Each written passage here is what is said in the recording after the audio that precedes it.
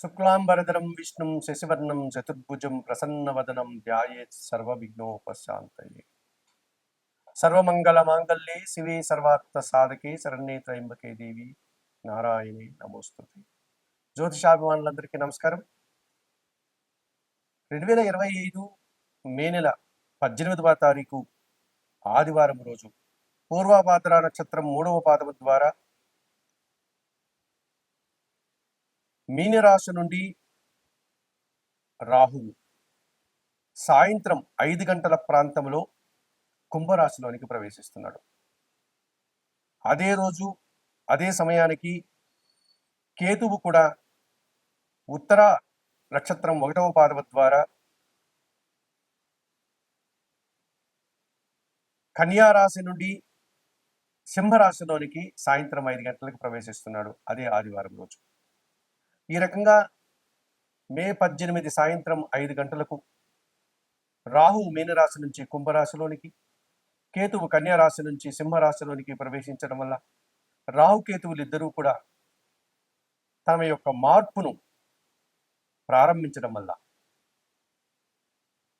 ఈ 12 రాశుల మీద వీటి ప్రభావం ఎలా ఉంటుంది? సహజంగానే మనము ఈ ఛాయాగ్రహాలైనటువంటి రాహుకేతువుల గురించి మనం మాట్లాడుకున్నప్పుడు ఇవి ఒక్కొక్క రాశిలో 18 నెలల పాటు అనగా 1.5 సంవత్సర కాలం తమ యొక్క ప్రయాణాన్ని కొనసాగిస్తాయి. శని భగవానుడు ఎలాగైతే 2.5 సంవత్సరం ఒక్కొక్క రాశిలో ప్రవేశించే సంచారాన్ని కొనసాగిస్తాడో, గురువు ఎలాగైతే సంవత్సర కాలం తన సంచారాన్ని ఒక్కొక్క రాశిలో కొనసాగిస్తాడో, ఈ రాహుకేతువులు మాత్రం ఈ మే 18 నుంచి 18 నెలలు అనగా 1.5 సంవత్సర కాలం రాహు కుంభరాశిలో, కేతువు సింహరాశిలో తమ యొక్క సంచారాన్ని కొనసాగిస్తారు. సహజంగా రాహు గురించి మనం మాట్లాడుకున్నప్పుడు ఒక పొగ వంటి ఆకారం, భయంకర రూపం, నల్లని శరీరం, వాత ప్రవృత్తి కలిగినటువంటి స్వభావం, వన సంచారం, అతిధైర్యం, సాహసం, పదవి వ్యామోహం, జూదం, గ్యాంబ్లింగు, దురాశ, అత్యాశ, అన్య భాషాభిమానం, అన్య దేశాభిమానం, బలాత్కారం, భ్రష్టత్వం, దొంగబుద్ధి, గొడవలు, కలహాలు, యుద్ధాలు, కేవలం ధనార్జనే ధ్యేయంగా ఉండడం, లేక పదవే ప్రధానంగా భావించడం, కుల మతాలను వ్యతిరేకించడం, సంస్కృతి సాంప్రదాయాలను త్యజించడం, ఇటువంటి ఈ లక్షణాలన్నీ ఉంటాయి. గంగా స్నానం, పితృతర్పణాలు, మరణాలు, శ్మశాన భూములు, ఇటువంటి స్వభావం కలిగినటువంటి ఈ రాహువు ఇప్పుడు కుంభరాశిలోనికి ప్రవేశించాడు. ఇక కేతువు ఇంచుమించుగా రాహు లక్షణాలన్నీ కలిగి ఉండి వాటితో పాటు వైరాగ్యం, మంత్రజపం, అనుష్ఠానం, వేదాంతం, దైవజ్ఞానం, నిరాడంబరత, దీక్షలు, వ్రతాలు, పూజలు, తీర్థయాత్రలు, భిక్షాటన, తంత్ర విద్యలు, సన్యాసం, దేశాటన, తీర్థయాత్రలు, సంసారానికి దూరంగా ఉండడం, నపుంసక లక్షణాలు, సన్యాస లక్షణాలు, ఇవన్నీ కూడా కలిగి ఉంటాడు ఈ కేతు. మరి ఇటువంటి కేతు ఇప్పుడు సింహరాశిలో 18 నెలల పాటు ఆయన ప్రయాణాన్ని కొనసాగిస్తున్నాడు. అందుకే మన వాళ్ళు వైదిక సాంప్రదాయాన్ని అనుసరించేటువంటి జ్యోతిష్ శాస్త్రంలో ఒక సర్పాన్ని గన శరీర మధ్యంలో ఖండిస్తే తల సర్పం సగభాగం రాహు అయితే, తోక సర్పం సగభాగం కేతువు అని చెప్తారు. ఇవన్నీ కూడా ఒక సింబాలిక్గా, ఒక ప్రతీకగా మన పెద్దవాళ్ళు మనకు చెప్పడం జరిగింది. అటువంటి ఈ రాహుకేతువులు ఇప్పుడు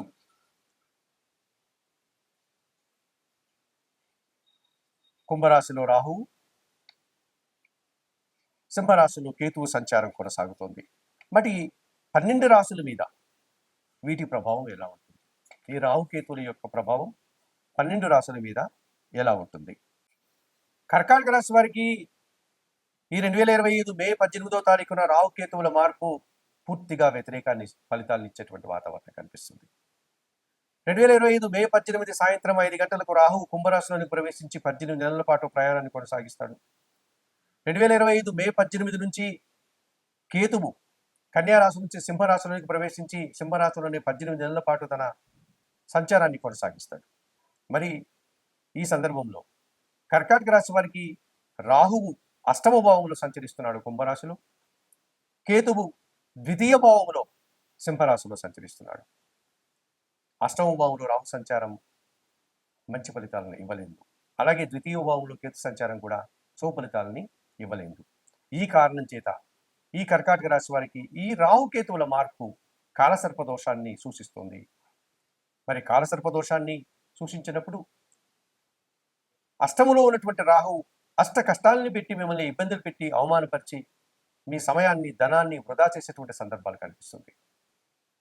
అవినీతి పనులతో సావాసం చేసి నిరాశపడాల్సిన సందర్భాలు కనిపిస్తుంది. ఆర్థికంగా నష్టపోయేటువంటి పరిస్థితి కనిపిస్తుంది.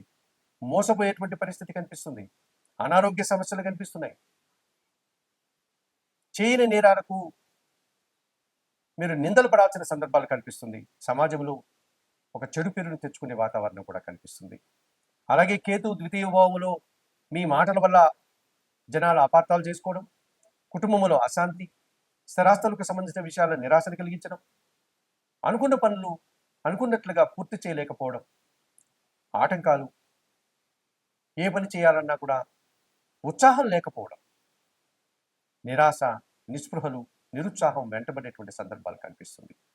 ఈ రాహుకేతుల వల్ల ఆశించిన పనులన్నీ కూడా వాయిదాలు పడ్డం, లేకపోతే ఆశించిన ఫలితాలు లేకుండా ఇబ్బందులు పడేటువంటి సూచన కనిపిస్తుంది. కొన్ని సందర్భాల్లో భార్యాభర్తల మధ్య, స్నేహితుల మధ్య, ప్రేమికుల మధ్య, ఆత్మీయుల మధ్య కూడా ఎడబాటు రావడానికి అవకాశం కనిపిస్తుంది. అభిప్రాయ భేదాలు రావడానికి అవకాశం కనిపిస్తుంది. అనుకున్న వ్యాపారాలంతా కూడా అనుకున్నట్లుగా సజావుగా ముందుకు సాగకుండా అతిగా ధనాన్ని వెచ్చించడం, అతి స్వల్పంగా ఆదాయాన్ని తీసుకునేటువంటి పరిస్థితి కనిపిస్తుంది. ఒకసారి ఆదాయమే కనిపించిన పరిస్థితి, నష్టాలే కనిపిస్తూ ఉంటాయి. సమయాన్ని, ధనాన్ని వృధా చేసుకునే సందర్భాలు కనిపిస్తాయి. ఇటువంటి సందర్భాల్లో కర్కాటక రాశి వారు తప్పనిసరిగా ఈ అష్టమ రాహువు ద్వితీయ కేతు దోషం నుంచి బయటపడడానికి తిరుపతి పుణ్యక్షేత్రానికి అతి సమీపంలో ఉన్నటువంటి శ్రీకాళహస్తీశ్వర ఆలయానికి వెళ్ళి అక్కడ ఉన్నటువంటి వాయులింగేశ్వర క్షేత్రంలో శ్రీకాళహస్తీశ్వరిని, జ్ఞానపశున్న అమ్మవారిని దర్శించుకొని ఆ ఆలయంలో అందుబాటులో ఉన్నటువంటి రాహుకేతు పూజను నిర్వర్తించుకోండి. ఈ రకంగా చేసుకోవడం వల్ల ఈ అష్టమ రాహువు ద్వితీయ కేతు దోషం నుంచి మీరు బయటపడడానికి అవకాశం ఉంటుంది. అయా అంత శక్తి లేదు మాకు, అంత దూరం మేము వెళ్ళలేము అనేటువంటి వారు మీకు అందుబాటులో ఉండే దుర్గాదేవిని దర్శించి అమ్మవారికి పూజాది కార్యక్రమాలు నిర్వర్తించి శ్రీదేవి ఖడ్గమాల స్తోత్రం నిత్యం చదువుకోవడం వల్ల అష్టమ రాహుదోషం నుంచి మీరు కొంతైనా బయటపడడానికి అవకాశం ఉంటుంది. అలాగే మీ స్వగృహంలో కానీ లేక అందుబాటులో ఉన్నటువంటి ఆలయానికి కానీ గణపతి ఆలయానికి వెళ్ళి నిత్యం గణపతిని దర్శించి నమస్కరించుకొని గరికమాలను సమర్పించి గణేశాష్టకం చదువుకోవడం వల్ల, ఉలవలను దానం చేసుకోవడం వల్ల కేతు దోషం నుంచి మీరు బయటపడడానికి అవకాశం ఉంటుంది.